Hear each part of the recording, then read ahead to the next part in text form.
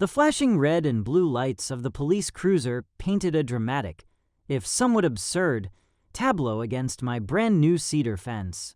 I stood in my driveway, arms crossed, a thick manila folder labeled property deed and building permits clutched in my hand, watching as two officers patiently listened to Karen Fitzgerald's hysterical, arm-waving rant. She pointed at my fence as if it had personally insulted her ancestors, her voice, a shrill testament to her indignation, carrying across the quiet suburban cul-de-sac of Willowbrook Estates. The officers, clearly trying to decipher why a perfectly legal fence constituted a 911 emergency, kept glancing between Karen's theatrics and the freshly installed panels. One officer caught my eye, and in that fleeting moment, I saw the dawning realization. This was going to be one of those calls. Let me rewind. 3 months prior, I'd moved into this supposedly tranquil neighborhood, drawn by its mature trees and well-maintained homes. What the glossy brochures and smiling real estate agent had conveniently omitted was the iron-fisted reign of Karen Fitzgerald, the HOA president, a woman who treated the neighborhood bylaws like they were sacred scripture delivered from on high, with herself as the sole, divinely appointed interpreter. My first taste of Karen's unique brand of governance came the day after I moved in. As I was unpacking in my garage, she marched up my driveway, clipboard in hand, a harbinger of bureaucratic doom. My offense: the moving truck had apparently been parked 6 inches over the approved time limit. She presented photographic evidence, taken with a stalker's diligence every 30 minutes, to document this heinous crime. That, I now realize, should have been my first, blaring red alert. Things escalated with alarming speed.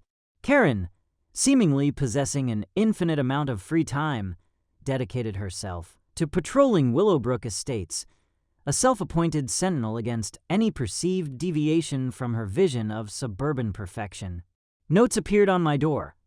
My garbage cans were visible from the street for 15 minutes too long post-pickup. My lawn, meticulously cut, was 1/4 of an inch too high, violating the HOA's exacting 2.5-inch standard. I even caught her on multiple occasions, using binoculars to peer into my backyard from her second-story window, which, conveniently for her surveillance operations, overlooked my property. The final straw, the incident that propelled me from passive annoyance to active resistance, occurred one Saturday morning. I found Karen standing in my backyard, without permission, meticulously measuring the distance between my tomato plants. Her justification? She was checking for compliance with the HOA's gardening guidelines. She had brazenly entered my private property through a gap in our shared, dilapidated, pre-existing fence line. That was it. I needed a proper fence. I wasn't about to give Karen any legitimate ammunition. I spent 2 weeks immersed in local ordinances, HOA rules, the actual ones, not Karen's imaginary addendums, and property line research. I hired a professional surveyor to mark my exact boundaries. I filed for and received all necessary building permits from the city. The HOA bylaws, I discovered, permitted fences up to 6 feet tall in backyards, and I ensured my plans adhered to every single regulation, even reluctantly choosing a design from the HOA's pre-approved and incredibly bland list, though my heart yearned for something more modern. The day construction began, Karen materialized within minutes, a furious whirlwind of indignation. She stormed onto my property, demanding to see permits, threatening to shut down the work. My contractor, Mike, a patient man clearly seasoned in the art of dealing with Karens, calmly presented all the paperwork. She sputtered about not being properly notified, but I pointed out the HOA rule only requiring notification for structures over 8 feet tall. My 6-foot fence was perfectly compliant. Over the next few days, Karen waged a relentless campaign to halt the fence. She parked her car to block Mike's truck, claiming the street was for residents only. Mike, of course, was working for a resident. She called the city inspector 4 times, insisting on phantom violations. She even convened an emergency HOA meeting, attempting to ram through a retroactive rule change specifically targeting fence construction. The other board members, weary of her increasingly erratic antics, voted it down. When the fence was finally complete, a beautiful cedar barrier now defining my property, and crucially, shielding my tomato plants from Karen's prying eyes, I breathed a sigh of relief. Privacy, peace, normalcy. I was naive to think a woman who derived pleasure from measuring grass height would concede defeat so easily. 2 days later, as I was enjoying a well-deserved coffee on my back deck, the wail of sirens shattered the morning calm. I initially assumed a medical emergency down the street, but then I heard it, Karen's unmistakable, shrill voice, carrying with alarming clarity over my new fence. I walked around to my front yard, to a scene of pure suburban farce. 2 police cruisers, lights flashing, and Karen, gesticulating wildly at my perfectly legal brand new fence. She had called 911, claiming I had damaged property and built an illegal structure encroaching on her land. The officers looked thoroughly bewildered as she launched into a tirade about property violations, criminal trespassing, and the imminent destruction of neighborhood character. One officer, a younger man who looked like he'd rather be facing an armed robbery than another HOA dispute, approached me. Before he could even ask, I handed him my meticulously prepared folder. Inside, copies of my property survey, all building permits, the HOA approval letter I'd painstakingly obtained despite Karen's obstructions, and time-stamped photos showing the fence was built precisely to the inch on my property line. The officer flipped through the documents, his expression shifting from confusion to dawning comprehension, while Karen continued her operatic performance in the background. After reviewing everything, and to his credit, taking the time to measure the fence placement himself with a tape measure from his cruiser, the senior officer turned to Karen. He explained, in a calm but unequivocally firm voice, that no crime had been committed. The fence was entirely legal, and he added a pointed edge to his tone. Filing false emergency reports was, in fact, a misdemeanor. Karen's face transformed, a fascinating progression from righteous red to apoplectic purple, as she sputtered about her rights as HOA president. The officers, after issuing a stern warning to Karen about misusing emergency services, departed. But Karen, predictably, was far from done. Over the next week, she unleashed a bureaucratic hailstorm.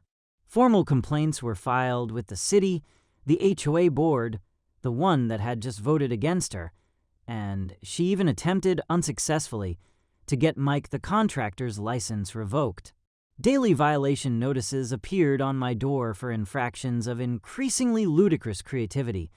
My fence posts were too new-looking, thereby disturbing the neighborhood aesthetic. It was while reviewing my property survey to craft a response to one of these nonsensical complaints that I made a discovery that would change the entire dynamic of this suburban Cold War.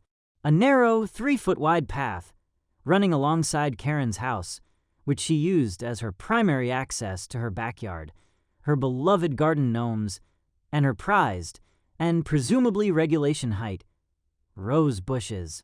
According to my official survey, that path, for its entire length, encroached onto my property line by approximately 3 feet. Decades ago, a verbal agreement between the previous owner of my house and Karen's predecessor had allowed this access.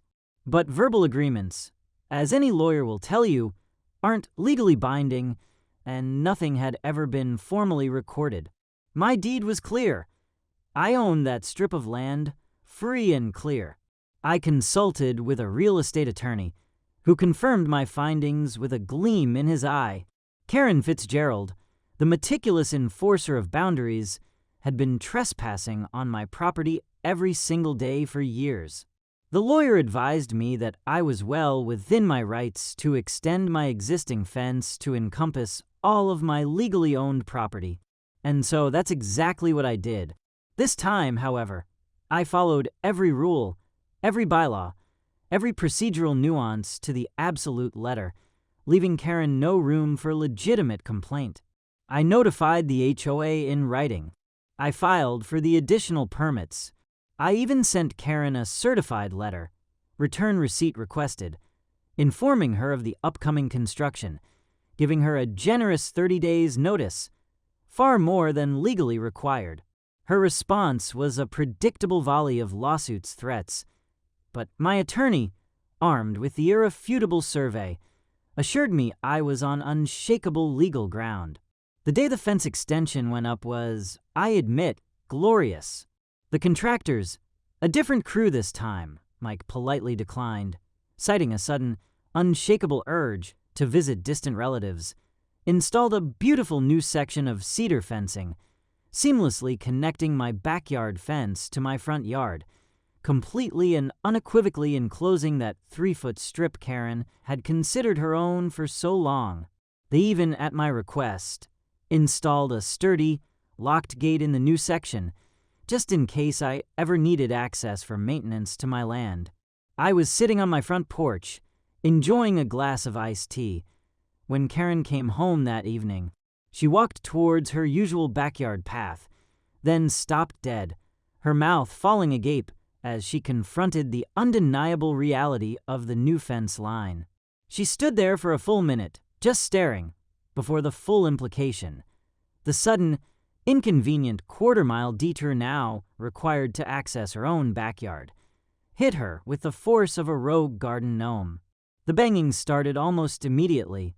She pounded on the new gate, her voice, now laced with genuine panic and fury, screaming about illegal construction and theft of property. I calmly walked over and, with a slight smile, taped a professionally laminated notice to the fence. It included the relevant section of my property survey, the true property line clearly highlighted, and a polite but firm reminder that trespassing on private property was indeed illegal. Karen called the police again. This time, they were significantly less patient.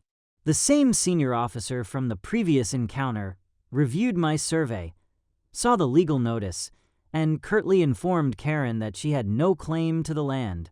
He also, rather pointedly, reminded her about their previous warning regarding the misuse of emergency services. She demanded they force me to open the gate, but they patiently explained that property rights, unlike HOA bylaws, actually meant something. The next day, Karen called another emergency HOA meeting. She had spent all night preparing a dramatic presentation, complete with poster boards and impassioned rhetoric about how my fence violated the spirit of community cooperation, and how the board must force me to provide an easement for her access. But I came prepared too.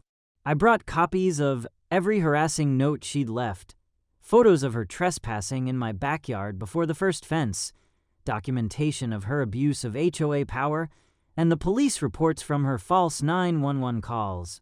And then, something wonderful happened. Other neighbors, perhaps emboldened by my stand, or simply fed up with Karen's tyranny, started speaking up. Stories poured out, tales of ridiculous fines, selective enforcement targeting those who dared question her, personal vendettas ruthlessly pursued under the guise of HOA business. The board members, including those who had previously enabled Karen, looked increasingly uncomfortable as the true scope of her reign of terror was laid bare. When it finally came time to vote on Karen's demand for an easement, the board unanimously sided with me. Not only did they confirm my fence was entirely legal and on my property, but they also issued a formal reprimand to Karen Fitzgerald for harassment and abuse of her position. One board member, a quiet woman who had rarely spoken at previous meetings, even tentatively suggested it might be time for new leadership. Karen sat there in stunned, apoplectic silence, as the community she had ruled with an iron fist, The community she had terrorized with her clipboard and her manufactured authority decisively turned against her. Her face cycled through a fascinating range of emotions: disbelief, rage, and then, finally, something that almost looked like utter, complete defeat. She tried to argue, to sputter, but the board president, an elderly gentleman who had clearly reached his limit, curtly informed her the matter was closed. 2 weeks later, an impromptu HOA election was held. Karen Fitzgerald lost her presidency in a landslide to a retired teacher who promised a more reasonable, less dictatorial approach to neighborhood governance. The vote was a resounding 47-3. I'm pretty sure the 3 votes for Karen were from her husband, and possibly a bewildered garden gnome. But the true poetic justice, the cherry on top of this suburban Sunday of comeuppance, came a week after that. Karen Fitzgerald received her own violation notice. The new HOA president, in a move of quiet genius, discovered that Karen's beloved, extensive, and frankly, somewhat terrifying collection of garden gnomes violated the very same decoration guidelines she herself had so strictly and selectively enforced on others. She was fined $300 and given 30 days to comply. The irony was so thick you could spread it on toast. The final blow to Karen's reign came when she attempted to sue me over the fence extension. Her lawyer, after reviewing the property documents and presumably explaining the concept of incontrovertible evidence, promptly dropped the case. Karen was left with a $5,000 legal bill, compounding the HOA fines and the daily inconvenience of the much longer route to her own backyard. Her petty tyranny, her obsession with control, had cost her dearly: her power, her reputation, and a significant chunk of her finances. I saw her in her front yard the day after the lawyer's bill presumably arrived. She was standing there, just looking at my fence, her shoulders slumped, an expression of utter, abject defeat etched on her face. When she noticed me watching, I expected another confrontation, another volley of threats. Instead, she just turned without a word and walked away, taking the long, circuitous, and entirely legally mandated way around to her backyard. The neighborhood tyrant had finally, definitively been dethroned, not by an army, but by a well-placed fence, a clear property